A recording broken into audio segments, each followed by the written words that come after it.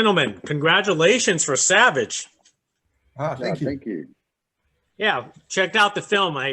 It's unbelievably gritty in its own way. So I will throw the first question to Sam because Sam, I looked into your background that you are an elf in Lord of the Rings. So how do you go from that to a gritty film like Savage?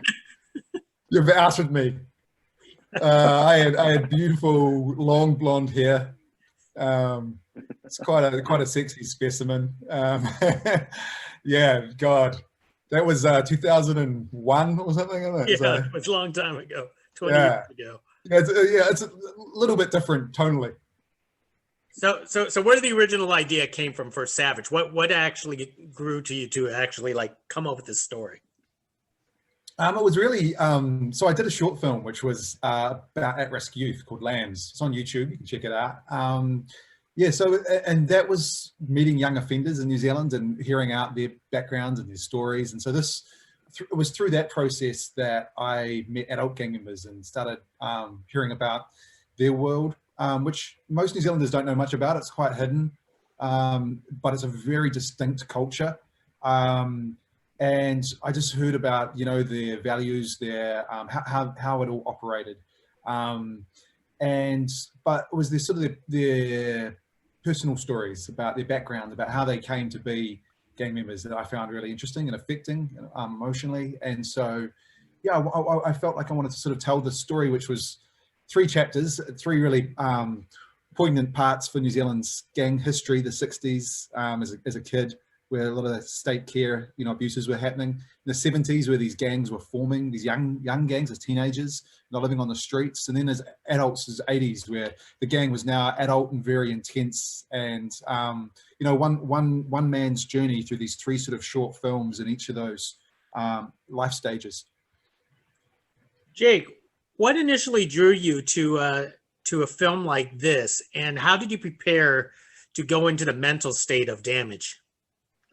I was hooked as soon as I read the synopsis and the character breakdown, and then I read the script and fell in love with it. I mean, it's a role that I think I've been putting out there to the universe to come my way since I started. To me, it was a romper stomper. It was an Animal Kingdom, a Once for Warriors. These are gritty, sort of hard Australian and New Zealand stories.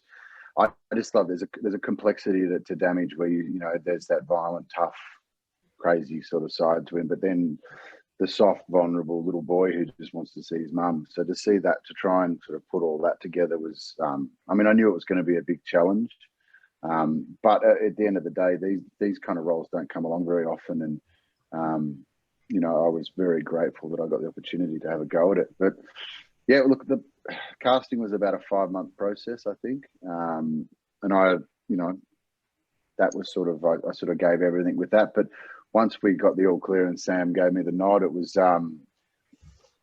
look, there's books, heaps of books to read. There's clips all over the internet and that, which you can do a lot of, but they give you a very surface level of the gang culture and particularly these guys. So it wasn't until I came over there and to New Zealand and through Sam spent time with current and ex-members and sat down with them and you have a few beers and hearing their stories and getting to see what ticks with them and how they see the world, I suppose, and to see these guys talk about their childhood, and shed a tear for telling you a story about their upbringing that was sort of one of those really amazing moments that sort of gave me an in, I suppose, to the humanity of a guy like Damage, not just a brutal enforcer, which is, that's kind of the easy part. The hard part was to find the little boy inside who just wanted to, have a connection with his mum. Meeting the gang guys, yeah, that was really important. Also, Sam, one day I was in full costume. I had the makeup, the hair, everything. And Sam took me to the local mall, which was a big shopping centre, and I just walked through, as a normal person in society, and just getting people's reactions and seeing parts of it was like people parting ways, just seeing that reaction and feeling the loneliness and the disconnect you have with society was really important, and that sort of gave me a real sort of true understanding of what these guys carry around each day. just how they're sort of complete social outcast or complete outcast of society. And, that gave you, quite made you feel really lonely and resentful. And those little moments were really important. I mean, they particularly meeting, the childhood stories for the gang members, and then actually walking through society as one of these guys was, that was pretty cool. Sam, are these types of gangs very relevant in New Zealand, or they're just very small minority? It is a small minority, but they are larger than life in terms of, I guess, in the collective imagination of New Zealanders. And there's a lot of them. There's thousands upon thousands of gang members in New Zealand and all these different street gangs. New Zealand was one of the first places that sort of set up these biker gangs after an early Hells Angels member came over to Auckland. And that had a big influence on sort of a lot of young Kiwis who were feeling disaffected or just wanted to sort of embrace a more, alternative lifestyle. And then from those biker gangs came these street gangs, which, a lot of these guys couldn't afford bikes. And so they would just be a whole lot of guys who would hang out together. And there was white, or what we call Pākehā New Zealanders in those gangs. And then increasingly more and more Māori and Pacific Island gang members as well. And back then in particular, they were more violent, antisocial, brutal. It was a really forging of fire where, because there was a lot of warfare between them, you had to be hard to survive. You had to, and if you weren't, you'd get kicked out. So the value of the patch, having your patch taken from you was the worst offense you could, because it was, decreasing the mana, the status of your gang. So, that was sort of where, I guess, the values of each gang really set themselves up. And each gang really was set up by a central idea. The sort of very violent and sort of infamous gang, the Mongrel Mob, used the dog as their main emblem and their symbol. And then everything about their behavior resembled that sort of barking, snarling, really dirty. It was a very just ferocious gang. And then Black Power was influenced by American Black Power, which was more sort of, about racial, pride. And so each gang had a different sort of culture that developed. And they still live on and are going very strong today. Jay, could you talk about your transformation? Because I would hate to see you in a dark alley with your face tattoos and, long hair and so on. Yeah, I mean, it was, I initially put on about 40 pounds, so 20 kilos for the role, which I think was really important, that physically I had to be a big guy, especially when, you're meant to intimidate a room full of these big boys. Some of those boys were huge. So that was really, to me, was the first sort of step into it, which gave a lot. And then the second you put that mask on, the tattoos, that sort of just threw me straight into the world. You can feel the weight that these guys carry with that. And I mean, that was my hair, apart from, the little bit of a mullet thing at the back. So, and the costumes were so authentic, and the detail in everything, the stitch, everything was just done so well that you jump into the world. And then the sets, you didn't feel like you were setting onto a film set. You're like, you genuinely thought you were setting into some pretty grubby environments. The attention to detail was so amazing that all, half your work's done for you as an actor when when they make you look the way, look that good. And, every prop you pick up feels real, or, every cigarette butt, every bit of spilt beer, like it's all those kind of things were done so well that it made it a lot easier to sort of drop into that world. And then having, most of the cast were gang members. They weren't, didn't come from acting backgrounds. So apart from a handful of us that were actors, there was a lot of authenticity in there. And we fed off those guys. They were very informing with us. So you kind of, you didn't really feel like you had to act half the time. It was all done for you. I have to ask, that tattoo of, what is it, Ponenki or Pokenki on Poneki. Yeah, what was that? Because I could not stop staring at that during the entire movie. Well, that's the Maori name for the indigenous name for Wellington, the city that was where the gang was born. As you'd have, Los Angeles Savages in Los Angeles. That was their patch, their chapter patch. So, yeah, they did like the having those on your face really was an amazing part of an experience. But also, it just, I mean, you look at there's some great photos available that Vice magazine, I think, did of the mongrel mob. There's some beautiful portraits, and you see these guys, and there's some pretty crazy tattoos out there. So, yeah, we Damage had a few, but I mean, there's you look at some of the others, and there's some pretty hectic ones there. I'm amazed. Sam, when you directed this film, did you directed it like it was 3 separate films, or did you went ahead and just went back and forth out of order?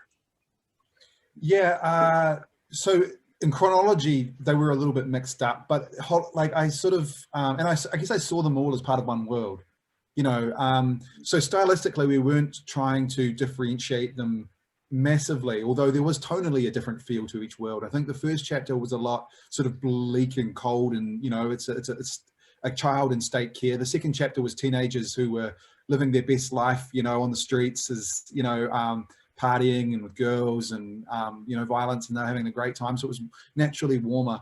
And then the third chapter was a lot grungier and grittier, and so there was a sort of a style that as much in terms of, I guess, the color grade as anything that sort of lent to each chapter. But I mean, obviously it was 3 short stories that together create this larger texture of this guy's life. But at the same time, I needed it to all feel, cohesive. Jake, how is it working alongside John, who played Moses, your counterpart, towards the last chapter here?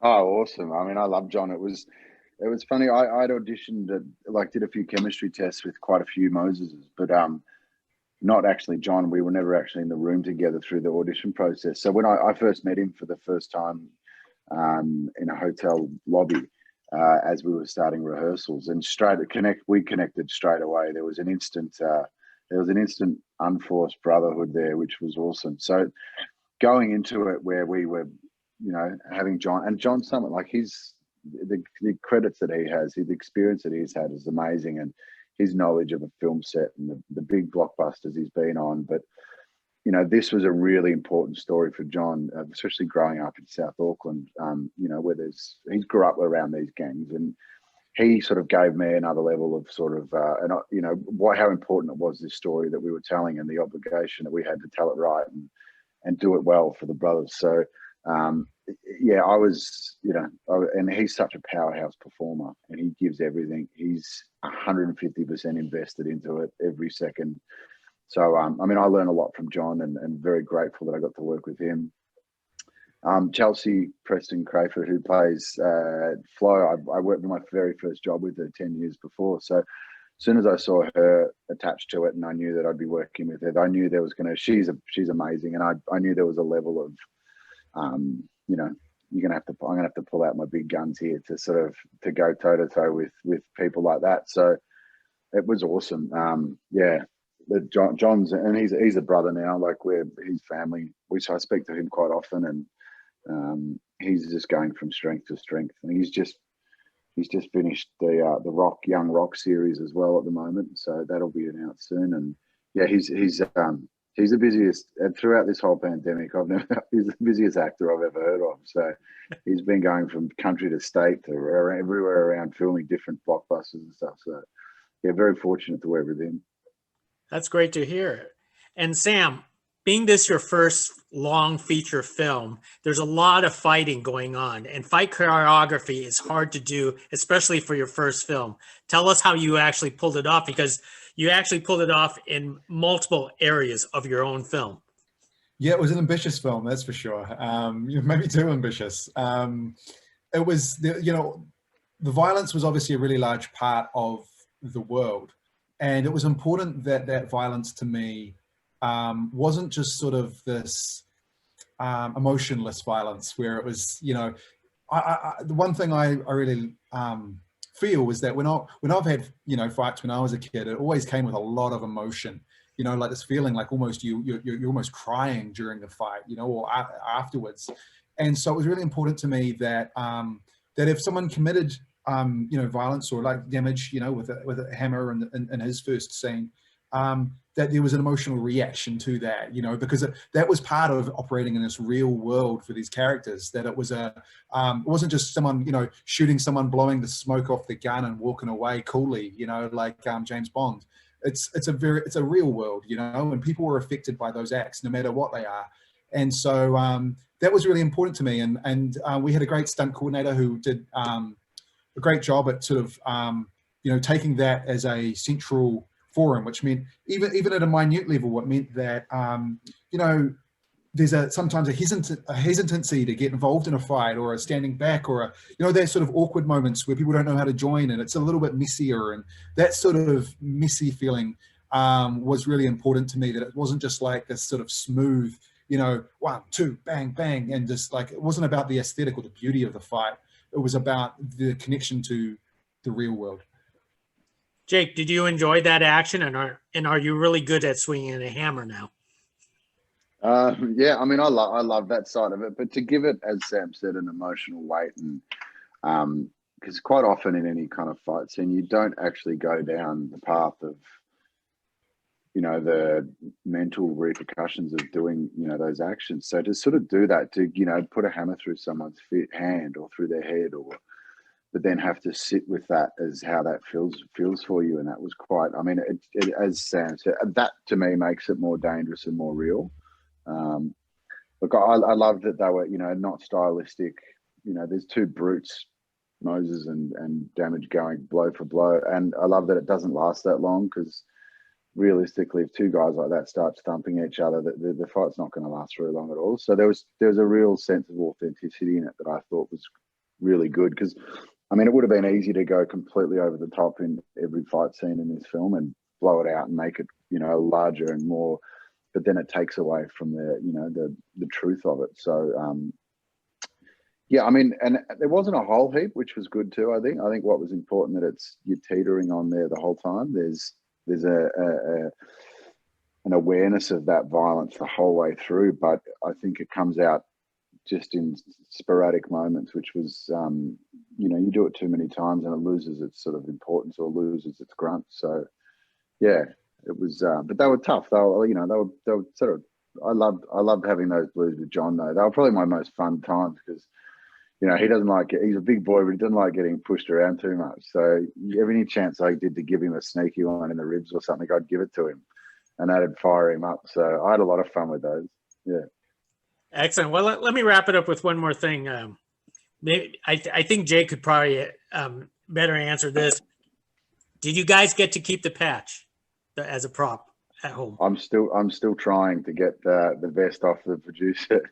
I hassle her about once a month, I think. I send her an email, and she keeps telling me she's working on it. So until I get it, I'll keep hassling. Did they make you? I don't know what I'll do with it. But did they make you one for you, Sam?